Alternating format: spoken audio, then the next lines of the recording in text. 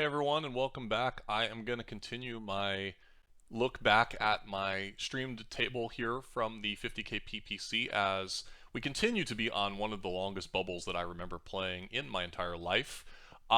It's not been going so hot for me so far at the stream table as I am dwindling a little bit, but I still have a pretty healthy 16, 17 big bets to work with here as we transition to stud 8 or better. And I'm going to go ahead and forward here as we see that I get dealt a tricky hand to play in stud 8 or better with the king, king, jack, split kings.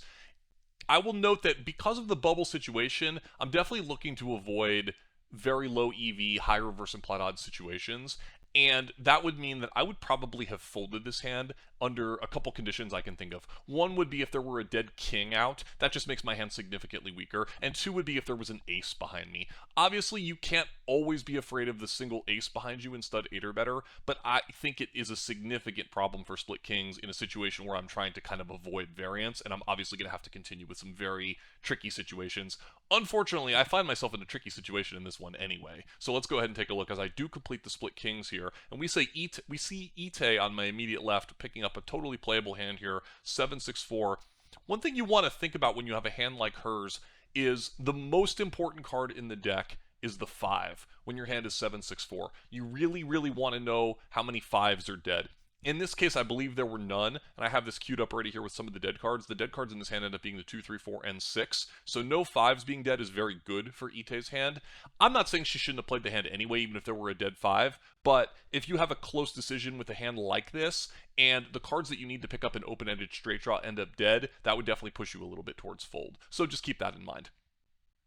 Anyway, she does call and everybody else folds, and maybe the only other interesting decision would be Zhao Vieira here in the bring with the 258 rainbow, 258 2 flush, let's say. But nevertheless, given his stack size and also just the dicey 258 facing a raise from a king, which is very, very likely to be split kings or something similar, and the call from Ite, who's going to be playing quite a tight range in this situation, I think his fold here is just good, and we're going to go ahead and play this one heads up, which is kind of easy for me to analyze using the StudFlopDraw Alpha tool a little bit at least. So let's start there and let's do a little bit of work before we get too far into this hand, because at this point it's very important when I'm in the hand to be thinking about what kind of hands I'm up against, right? So the first thing we're going to do is work on narrowing down my range, because obviously in this situation I'm going to be playing quite a tight range. So if we get rid of all of my bad hands, we start looking at where would I really draw the line for starting to play.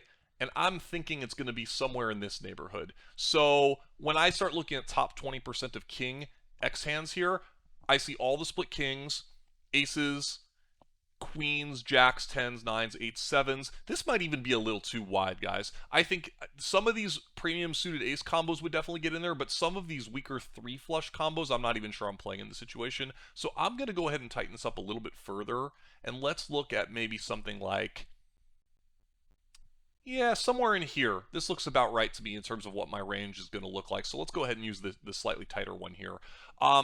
Notice that because I'm up against exactly a 7 in this simulation, it puts more value on the suited aces that have an overcard to the 7s. Obviously, these ace-6 through ace-deuce suited hands are all pretty good in general. You could see the equity that they all have is not significantly different, but because this StudFlopDraw Alpha sim knows I'm against exactly a 7, it makes them a little bit worse. But I'm going to go ahead and say some combination of hands sort of like this. Is looking like kind of close to what I would play. So let's go ahead and filter my range to this. This looks like about 16% of dealt hands. And then we'll go ahead and work on Ite's range so we can start narrowing down the range versus range situation here a little bit. So Ite's range is of course going to also be quite tight, and I would expect it to be quite passive. I would not expect to get 2-bet very often here, and if she had a slow play, I think she would often do that. So let's start to look at what that should look like. Is top 20% going to be about right? If we look at this, what I'm seeing is basically 3 cards to an 8 low with an ace, a lot of only very good low connected cards. Notice that 7-6-4 and 7-6-5 are amongst those. I still see some hands in here that I think she would fold. So a couple hands that come to my mind that have decent equity against me, but I believe that a lot of players would fold in this situation, are these split 7s combos. They're just going to fear that they're too dominated by my range that's extremely likely to be kings. I think this is probably still a little bit too loose. Let's knock this down a little bit more. And now we get down to something like this. Unfortunately, this cuts out, so we can start to pick hands a little bit individually. Okay, so we're going to just use this maybe slightly wider range here, but we're going to cut down on a few combos here, guys. We're not going to play this ace king of diamonds, ace jack, ace 10, We're going to play the low ones only. We are not going to play these split sevens, even though I think that some players would. I think in this situation, we're going to just cut those right out. And we're not going to be playing some of these connected 3 flush card combos with so many low cards behind her. So 10-8-7 suited, 9-8-7 suited, I'll leave it in. It's only one combo. It's pretty close. Let's also cut out this 8-8 combo, even though I think, again, some players would play it, and this 5-5. So we're really narrowing her range to the premium lows. Notice that I've cut out all these Razzie type of lows. The one that I might consider adding in would be something like 7-5-4. I do think that that would be playable. There is a dead 6, so it seems close. But I think I'm going to go ahead and throw that one in there. And of course, this is a little bit of a judgment call, but I think this is a fair way to sort of try to analyze the hand with a tight range versus a tight range. Oops, we also need to get rid of this 8-7 offsuit combo. 8-7-6 and 8-7-5 I think are close. I'm going to remove the 8-7-5 since I added in the 7-5-4. But again, you know, these are close combinations here. We got 7-6-5, 8-7-6 for open-enders, 7-6-4, 7-5-4 for one-gappers, and then we've got some suited versions of the hands, of course. Pretty much any 3 low suited cards are getting in there. And then we have to decide what to do with these Ace X hands. These hands have good equity against my King, but in general, I think she would probably fold a few of these. I'm going to remove the Ace 8 combo, but I'll leave the other ones. That seems like a fair compromise. Also, the Aces and Kings, of course, these are very low frequency.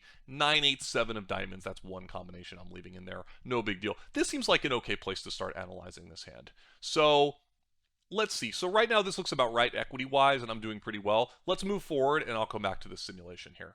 And we'll go ahead and take a look at how this hand played out. So I caught an ace right away, which was nice, but she caught an ace right away, which was awful for me. And I go with a standard check here. I think this is a no-brainer. This is a great card for her range, and obviously with kings, I'm certainly worried about aces, but my entire range should check here. Notice that I can have a few very, very strong holdings here. I could have a very strong 4 flush. I could have aces and kings. I could have 3 aces, but overall I still have mostly just split kings in this situation.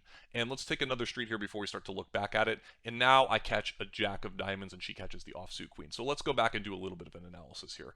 I don't think that anything changes on our boards on 4th Street here. I don't think I need to narrow our range at all. I think basically I would just continue my entire range here. Sorry, I just want to get the dead card, the card exactly right by suit. And so she catches ace of spades, queen of spades. So now let's update the sim to here, since I don't think we narrow any of the hands on 4th Street. And notice that I'm doing pretty good hot and cold on this street. Overall, I'm actually doing... Now, I'm an underdog to her range, which is interesting. In the broadcast, Jared Blesnick mentioned that I would probably lead out here on 5th Street, no matter what, if she caught a brick. And I think in a cash game situation, that can be okay when ranges are pretty wide. But in this exact situation, I was not planning on leading out on 5th Street unless I improved. So even though she caught the queen, which is a good card for me to see, I was not planning on leading this street unless I caught something scary, a club or 2 pair. But because I did catch a jack of diamonds, which looks connected to my board and did give me good equity, I did decide to lead here and get called. And I think this is a pretty clear play. Ite could throw in a low-frequency semi-bluff raise here if she was feeling feisty, but given our chip stacks in the tournament situation, I don't really recommend that play. But just of note of some high-level stud 8, you could consider a semi-bluff raise here in her spot. She has a lot of equity, as we can see. Notice that my king-jack combos here are doing quite well. I have 57, 58-ish% against her range. And when I bet, if you look at her 7-6-4 combination, it's not a favorite, but it's doing okay. I mean, it's got 40%. There's no way she can fold. And that's kind of how stud 8 goes. Once you're in the hand, you are in the hand. So we probably should narrow my range a little bit at this point. I said I would probably cut out a lot of these King X combinations. I don't know whether she would have thought that in the moment, but I definitely think I'm going to go ahead and reduce my betting here with 8s. Let's go ahead and edit these. Sorry, we're going to cut out my 8s. And I guess 10s and jacks and queens and kings all have a lot of incentive to bet on this board, given that I pick up a gut shot. But I probably would also cut out at least some of these low card combinations from a lead on 5th Street. So what I'll do is I'll reduce them maybe by half to, you know, just sort of know that I can have some in my range and some not in my range. This would be more like what I expect my range to look like here after betting 5th Street. And I don't think that she would really have much of a change to her range, right? I mean, you don't really see any hands in this range that I believe can fold here. I guess what we need to do is cut out this 9-8-7 of diamonds. This one is now dead. And Everything else in this range is looking pretty strong to continue. Of course, we should also reduce at this point probably aces and kings. She probably would have raised these at this point. This is a bit of a judgment call, also rolled up. I'm just going to go ahead and cut these out of her range, but I think that this is sort of close, and I'm not really certain. But let's filter the range down to something like this, just for, just this is how the analysis works in the Alpha tool. You can kind of cherry pick the range to what makes sense to you. So as we go back to the action, I get called here on 5th, which is pretty expected, and then unfortunately disaster strikes on 6. I catch the 8 of diamonds, and she catches the open aces, and she has a no-brainer bet here, guys. Of course, this is an easy bet, and if we take a look at the equities, we can take a look at the updated situation here, as this has gotten really bad for me really quickly. 8 of diamonds for me, ace of hearts for her, and now I'm in a very unenviable position. The only thing that's nice about this situation in this tournament situation of stud 8 or better is that because I feel I can narrow her range down so significantly on 3rd Street, I think that it's a little easier for me to continue here than it would be against somebody who would be actually playing a wider range. If you think about it, if she has those split 7s and small pair combinations, I'm actually in way worse shape with my 2 pair than I am against just the unimproved aces. So basically in this situation, I'm completely smashed and dead to almost dead to 3 aces, but against her low hands, I'm doing okay. She still has tons of equity, guys. I mean, she's 65% with a hand like 8-6 offsuit here, range versus range. All these hands are doing very well against me. But if I look at my king-jack offsuit hand here, I do have 40% because she doesn't have very many hands that beat me right now except for 3 aces, and I block one of those. So I do believe I need to continue here and probably get to showdown, but it's definitely a very unenviable situation, and that's what happened here. After thinking about it and analyzing the situation, I realized that I could not fold here. I don't think there's much merit in raising. Obviously, if I run into the 3 aces, it's a complete disaster, and I'm not a favorite against even her weaker holdings, right? So there's just really no upside to raising here. You could say I'm getting a free showdown, but it's just not worth it. Plus, she could still lead into me on the river. So I think this is just a straightforward call, not a fun situation, and I'm probably going to have to call on the river because she can obviously bet when she makes just a low in this situation, as she should, and when she improved to the 2 pair aces and 7s here, she certainly should go for this value bet, which makes total sense, and a well-played hand by Ite. I don't really think there was anything either of us could have done differently in this hand. I just got a little bit cold decked here, as it started out very, very smooth for me on 3rd, 4th, and 5th Street. 4th Street, not so good. But by 5th Street, it was looking great for me. By 6th Street, it was looking like a disaster, and I called and got the bad news. And all of a sudden, my tournament situation is definitely getting a little bit dicey here, as this is an extended bubble. I'm down to 1.1 million and starting to feel a lot of pressure that I might be the one to bubble when I was not thinking that at all at the start of this stream table.